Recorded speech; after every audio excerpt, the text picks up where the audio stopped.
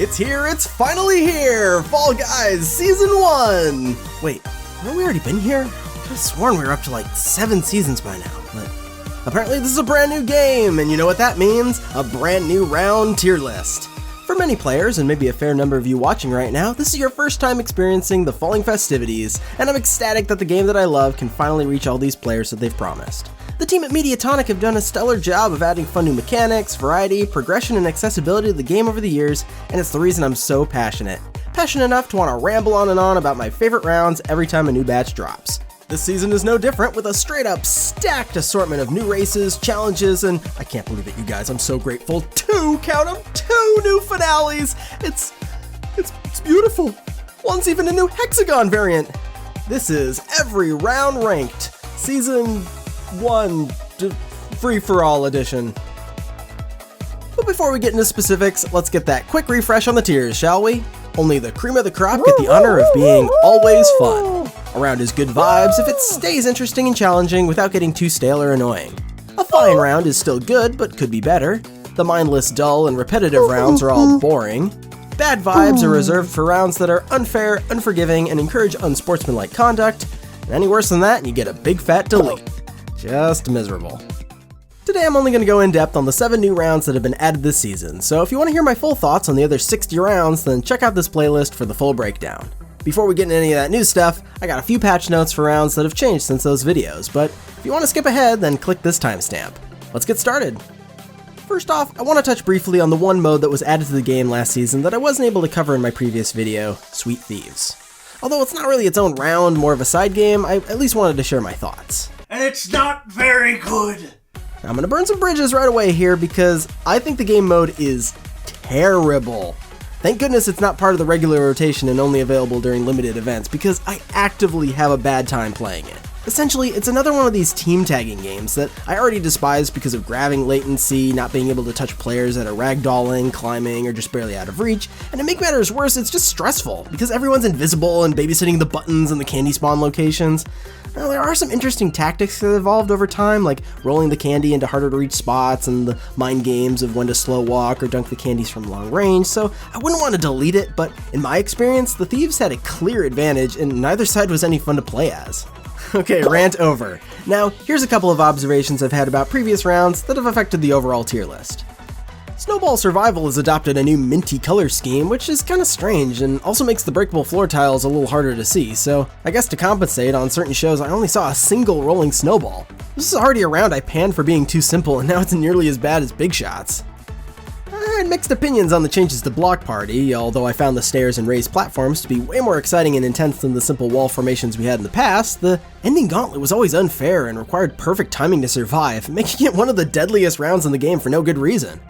I'm happy to report that the newest incarnation is still hard as nails, but the final stretch has been adjusted to be way fairer and more possible to complete. Good on you, team!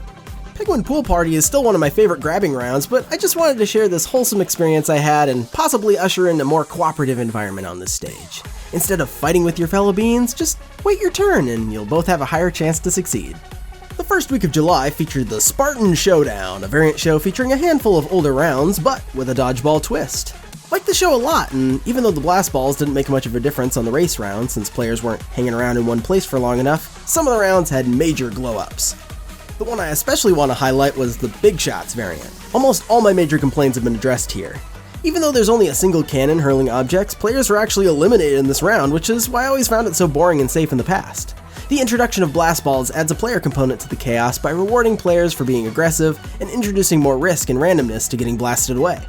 The blast balls themselves are also only fired into the middle of the platform, putting you in the line of fire if you want to knock out your opponents. This variant is also a team survival round, more similar to Stomping Ground or Perfect Match, which is what it always should have been in the first place because rounds always last forever anyway. This makes the round feel more tense and exciting since you're encouraged to eliminate the competition as quickly as possible to ensure your team has enough points by the end of the timer. It all comes together perfectly and is an excellent mix of risk and reward. The other notable rounds, Tiptoe and Thin Ice, are less impactful, but I love what the blast balls add to the experience. These rounds can both suffer from being a bit slow and reward cowardly play, but the blast balls help things get moving along quicker right out the gate. The blast radius can reveal huge chunks of the invisible path and carve out large pits in the ice in addition to just griefing the competition. I only wish the fuse on the balls would last a little longer, especially on tiptoe, so you could throw them a little further because they're not much use unless you throw them right from the start line. Overall, I'd love to see the team add blast balls and other player tools to speed up and add excitement to some of the slower elimination rounds like roll-off or jump showdown. Now, let the games begin! This season's all about sports, and what better way to kick things off than with a downhill track race? I gave the Legacy Season 6 a hard time for having a lackluster visual theme, but I'm real happy with the Olympic Stadium vibes of the rebooted Season 1. Track attack is bright and colorful and chaotic, like we're soaring over the clouds. The track features a higher and lower path that actually gives a significant advantage to those who can manage to traverse the narrow upper route. It actually feels incredible to get a really clean run, and the reward of dropping down into the large ramp is so satisfying. My only gripe with this round is that it's a little too short if you manage to stay on top. I've gotten to the finish line in about 30 seconds, and I just wish there was more. I also had some frustrations of tripping on the final ramp until I realized I should just try to hit the speed ring instead of trying to land on the ramp ahead of it like you might logically assume would carry your momentum. The lower paths are pretty devious and significantly slower, but I appreciate that the paths reconvene at the halfway point to give players a second chance to take the top path for the final stretch. Woo! But the races aren't over yet, and this time we'll run it twice. We haven't seen a lap-based race since Legacy Season 3's Short Circuit, so I'm glad they've returned to the concept. Speed Circuit makes even better use of Season 1's new speed rings to give us the most fast-paced round in the game so far. These beans are absolutely zooming, and the track is designed in a very clever way to reward players who can maintain their boost and really punish you for hitting the obstacles. Anytime I lose my speed, I feel like an absolute slug, which makes the really clean runs feel even better. Take some time to get a feel for how quickly your bean can turn corners, as well as managing your timing for the jump ropes and bounce pegs, but your biggest obstacles are actually the other competitors. Thankfully, I haven't gotten this round with more than 40 players at once, but even then, there can be a lot of traffic jams if one player slows down and a cascade of other players get stopped behind them. It's a bit frustrating and holds this round back from excellence, but otherwise, it's a much welcome addition to the race rounds. The Swiveler is like the treadmill of doom. Fall behind and you'll be blown away. It's a really cute concept that I like as a survival round much more than the Jump Club variants. You're always moving, which is an improvement, and being able to see how far ahead or behind the pack you are at any moment adds to the thrill and suspense of the round, especially once you start seeing the particles of wind and debris signifying that the killer fan is fast approaching you. Unfortunately, I find the variety to be a bit lacking and the challenge a bit too simple for my skill level, but apparently the concept is too challenging for newer players because I often get rounds that are over before a single lap is even completed. I think like Slime Climb, this round will require players to get more familiar with it before it becomes competitive, because I can see a future where it would take upwards of a minute for enough good players to be eliminated, which can make this round feel a bit too repetitive and not that exciting. The Swiveler is just begging for some extra variants to mix things up, but until then, it's just okay. What can I say? I like jumping through hoops. Bounce Party brings all the chaotic fun of a bouncy castle and tasks you with weaving in and out of your competitors to bounce through enough rings as fast as you can. There's a lot to like here. First of all, these bounce pads are way more tactical and satisfying than, say, the bounce pads in Lily Leapers. Instead of reaching full bounce height instantly, these new pads take your starting height into account and require about 4 bounces to reach your max height, where those juicy 2-pointers like to fly. This means you have to plan ahead and maintain your bounce if you want to score high. But you've also got to move side to side to catch different hoops, and not every square on the floor has bounce pads, so there's this tense dance of building up bounces, traversing across the platform, and trying not to bump other players midair and losing your height. It's super fun, and I love that the rings don't disappear first come first serve like they do in other rounds like Hoopsie Daisy. It's actually closer to one of my favorite rounds, Ski Fall. This is a really well designed round that I always enjoy seeing. The dreaded sports balls return in volleyball. Now, I've had some contention with these ball rounds in the past, see basketball and hoarders, but volleyball is pretty dang fun, much closer to how I feel about fall ball. As our only second one-on-one round, I really enjoy the tension of maintaining a lead on your opponent. The ball is very floaty and easy to maneuver, and I appreciate the new icon on the floor to keep track of the ball's height and time your jumps. The raised lips on the side of the arena add an extra layer of complexity since the timing is a bit different, and bouncing off the walls can affect your volleys. One gripe is that there's no penalty for hogging the ball. Unlike button mashers, where the opponent can always run up and force a button to be pressed, there's nothing you can do if your opponent just keeps the ball on their side while they have the lead. It's risky, but if you're already ahead, there's no reason to keep playing. I think a 5-hit limit would solve this issue and not be too punishing for new players. I haven't gotten to play the team variant outside the beta, but playing with a full field and 2 balls at once is the good kind of hectic, and I had a lot of fun with it. It's really frustrating when you can't communicate with your team and they all swarm the same ball or you all just jump at the same time and it messes with the ball's bounce, but I'm happy to report that we've got another good sports ball game. Woo! One of the 2 new finales, Blast Ball, is much like Dodgeball except with ticking time bombs instead of foam and rubber. The most interesting thing about this round for me is that this is the first actively aggressive finale we've seen in the game. Unlike the myriad of race and survival finales, Blast Ball rewards the most skilled player for eliminating the competition themselves, or everyone else just kills themselves for being too aggressive. Not like that happens to me all the time, but it creates a much different environment that I'd like to see expanded on in more rounds because it can be a lot of fun. Unfortunately, the specific mechanics of Blast Ball are a little underwhelming to me in its current form.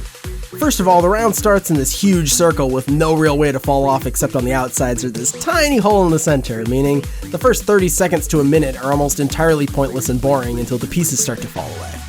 Even then, there's so many sections of this arena that it takes about a full minute for it to be considered dangerous in any way. It's just a bit too slow of a start in my opinion. Secondly, the dodgeballs themselves have about a 5-second timer on them, which takes quite a while to get used to and usually gives your opponent plenty of time to get away if you just chuck them around. The idea is to cook them like a grenade and toss them to explode exactly when it reaches your opponent, but it's way easier said than done. Additionally, sometimes you have full control of your character when you get popped up, and sometimes you carry your own momentum and go careening off into no man's land without any chance to change your direction or save yourself. It all feels kinda sloppy and imprecise, and I see people usually have more success just playing keep away and waiting for the opposition to blow themselves off. Because even at the very end, you're just left with this little ring around the rosy, and there's not much incentive to try to blast the other player. Better start sumoing by the end, and it doesn't really feel in the spirit of things. I'm more of a fan of the concept than the execution here, but I think with some tweaks we could have an exciting new finale type. If you know anything about my taste in Fall Guys, you'll know I'll never say no to a Hexagon variant. Hexagon and Thin Ice are some of my favorites because they're so versatile and exciting. They reward good movement, quick thinking and planning, and there are so many different playstyles you can approach them with. Hexaring makes a distinction by being even faster and more cutthroat than any other Hex game. I struggled to retrain my brain not to try to plan too far ahead or carve traps or grief players, but simply focus every single neuron on purely surviving. After only a few seconds, the titular ring will be moving so quickly that any mistake could leave you with no room to make a comeback. If you're not ahead of the literal curve, you're toast. This gives the game its own brand of intense fun, almost more similar to roll-off, by forcing you to just keep your eye on the prize and make quick decisions based on what's exactly in front of you. There's definitely room for expression and strategy, but most games come down to simply outrunning the others. I can't say it's as satisfying as the other 2 versions because that element of outthinking the competition isn't as prevalent, but I still prefer it over the majority of survival rounds.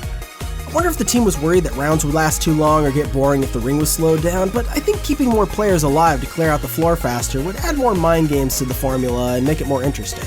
The hexagons themselves disappear so quick in this one too, it really messes with my muscle memory, so I'm content with it being its own thing for now. Woo! And there you have it, the rebooted, rebranded Season 1 of Fall Guys free-to-play is a bona fide hit. Here's the updated list for the entire catalog. It's getting a bit out of hand these days. A lot to love about these new rounds for new and returning beans alike. There's always room for rebalancing, new strategies may emerge, and people will just get better and more competitive.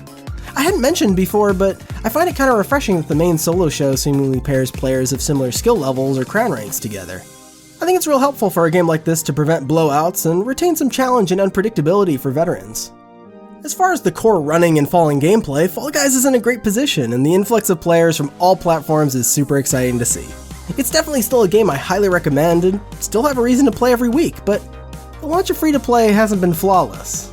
In fact, I think enough has changed to really make me reconsider what I love about the game at all in the first place. Stay tuned for my thoughts on the launch of free-to-play, the showbuck economy, the removal of crowns, and the throttling of progression as we know it, but now's not the time to dwell on it, it's time to celebrate. However you choose to play, I hope this season has been worth the wait.